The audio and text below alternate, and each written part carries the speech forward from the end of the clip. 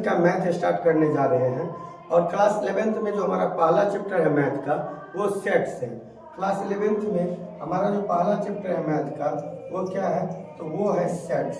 वो क्या है, जिसको जो चैप्टर हम लोग स्टार्ट करने वाले हैं उस चैप्टर का नाम है सेट्स, जिसको हिंदी में हम लोग बोलते हैं, हिंदी में बोलते हैं समुच्चय। क्या बोलते हैं? समुच्चय बोलते हैं। ठीक है, ठीक है। समुच्चय क्या होता है, तो समुच्चय हम किसको बोलेंगे, सेट्स हम किसको बोलेंगे, तो ध्यान देना है, ध्यान देना है। समुच्चय किसको बोलेंगे, ध्यान देना है। ठीक है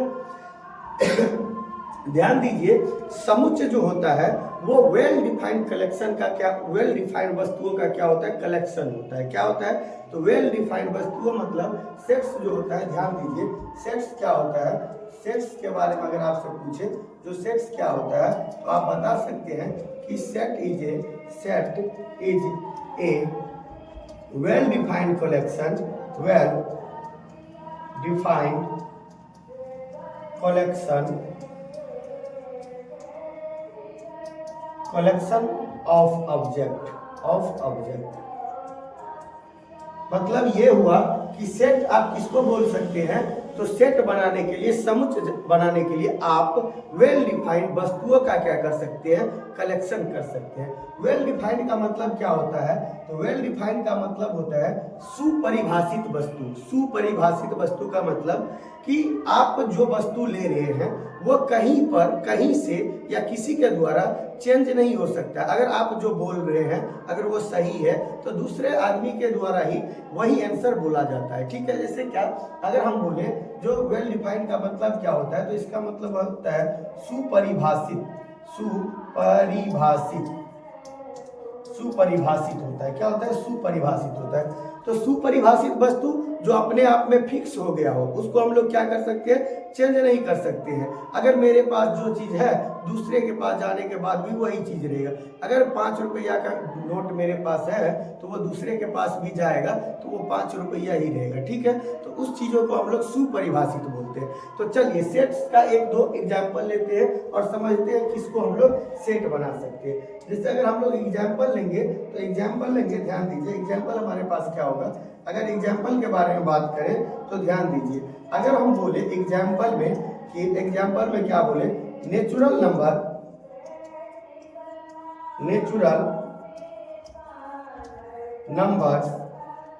लेस देन 10। ठीक है, क्या बोल रहे हैं, natural number less then 10। Natural number का मतलब होता है, नेचुरल नंबर का मतलब होता है प्राकृत संख्या। क्या होता है, तो प्राकृत संख्या होता है, प्राकृत संख्या। तो आप लोग समझते हैं जो प्राकृत संख्या क्या होता है, तो काउंटिंग नंबर क्या होता है, गिनती नंबर क्या होता है, 1 से स्टार्ट जो होता है उसको हम लोग नेचुरल नंबर करें। जैसे 1 2 3 4 5 6 डॉट डॉट डॉट इनफिनिट तक, ये सब हमारा क्या हो गया, प्राकृत संख्या हो गया। तो क्वेश्चन यहाँ पर बोल रहा है कि नेचुरल नंबर लेस देन 10 मतलब प्राकृत संख्या 10 से कम होना चाहिए। तो आप जो इसको डिफाइन कीजिएगा तो आपके पास जो सेट आएगा उसमें एलिमेंट आएगा 1 2 3 4 5 6 7 8 और 9। 10 से कम लेना है। ठीक है, हम, मेरे पास ये क्वेश्चन था, क्वेश्चन क्या था, तो नेचुरल नंबर लेस देन 10। अगर आपसे एक क्वेश्चन करेंगे तो आपका भी आंसर यही आएगा। कोई तीसरे व्यक्ति से आंसर ये क्वेश्चन करेंगे तो उसका भी आंसर यही आएगा। इसका मतलब ये जितने भी एलिमेंट है, जितने भी ये नंबर है, जितने भी ये डिजिट है, ये सभी के सभी क्या है, हमारा वेल डिफाइंड है। क्या चीज है, वेल डिफाइंड है, सुपरिभाषित, ये हमारा डिजिट है। ठीक है, तो इसको हम लोग क्या बोल सकते हैं, सेट बोल सकते हैं। ये हमारा क्या कहलाएगा, सेट कहलाएगा। ठीक है, एक और एग्जाम्पल लेते हैं, ध्यान दीजिए। अगर हम एग्जाम्पल ले, दूसरा एग्जाम्पल ले, हम क्या ले, दूसरा एग्जाम्पल अगर बोले ले लेते हैं ओड नेचुरल नंबर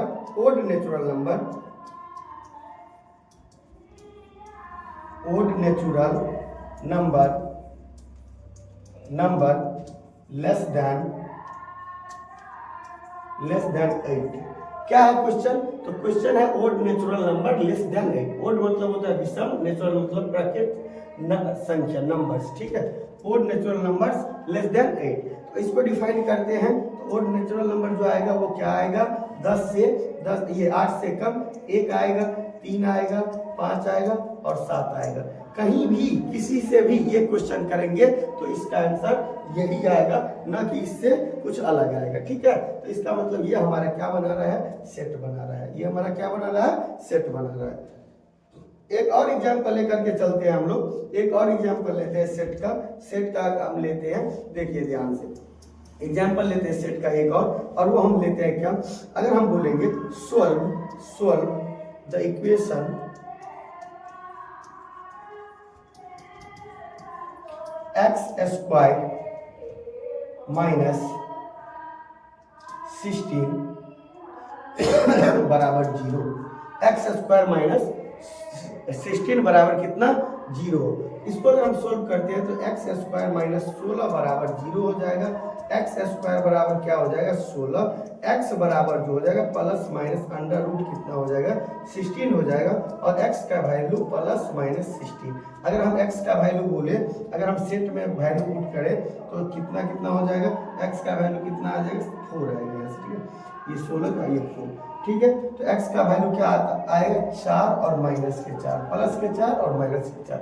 अगर इस क्वेश्चन को कोई भी विद्यार्थी सोल्व करेंगे तो उनका आंसर यही आएगा, ना कि इसके अलावा कुछ और आएगा। इसका मतलब ये कैसा नंबर है, ये जो अंक आया है हमारा, डिजिट आया, ये कैसा आया है, सुपरिभाषित आया है, और सुपरिभाषित आया, वेल डिफाइंड आया है, इसका मतलब ये सेट बनेगा। ठीक है, चलिए इसी तरह से एक और क्वेश्चन लेकर के हम लोग सेट का देखते हैं, जो देखते हैं कि सेट बनता है कि नहीं। अगर एग्जाम्पल हम लोग ले ले, इसका एग्जाम्पल ले तो देखो ध्यान से, a team of most five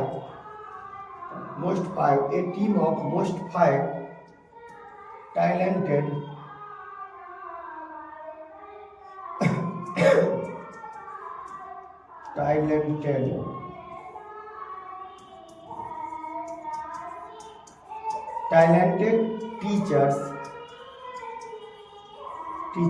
in India।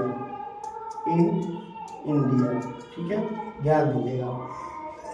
Question हमारे पास क्या आ गया, तो क्वेश्चन हमारे पास आ गया, a team of most 5 talented teachers in India. इसका मतलब हुआ क्या, एक टीम बना रहे हैं हम लोग, और उसमें होना चाहिए बहुत ही ज्यादा टैलेंटेड कितने टीचर, 5 टीचर। आपको चुनना है कि पूरे भारतवर्ष में 5 टैलेंटेड टीचर को चुनिए। तो आप क्या करेंगे, आपसे अगर हम पूछेंगे या आप में से किसी एक विद्यार्थी से पूछेंगे, तो 5 टैलेंटेड टीचर के बाद जब ये आएगा तो हो सकता है कि मेरे नज़र में जो टैलेंटेड टीचर है, जिसको हम मानते हैं कि वो बहुत टैलेंटेड है, वो टीचर आपके नज़र में नहीं है, कोई और है। दूसरे विद्यार्थी के नज़र में कोई और है, तीसरे विद्यार्थी की नज़र में कोई और है। ऐसा होता है, कॉमन भी हो सकता है लेकिन अलग भी हो सकता है। इसका मतलब इस क्वेश्चन का हम लोग फिक्स वैल्यू नहीं निकाल सकते हैं, वेल डिफाइंड वैल्यू नहीं निकाल सकते, सुपरिभाषित वैल्यू नहीं निकाल सकते हैं। तो ये क्या कहलाएगा, ये सेट नहीं कहलाएगा। तो लिख सकते हैं it's not a set, not a set. ये सेट नहीं बनाएगा। क्यों नहीं बनाएगा, तो बिकॉज कलेक्शन जो करेंगे हम लोग जो जमा करेंगे टीचर 5 टीचर को, because collection is not well defined.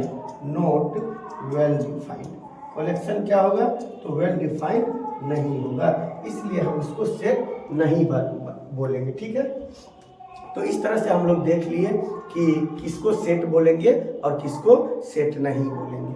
इसी तरह से अगर एक एग्जाम्पल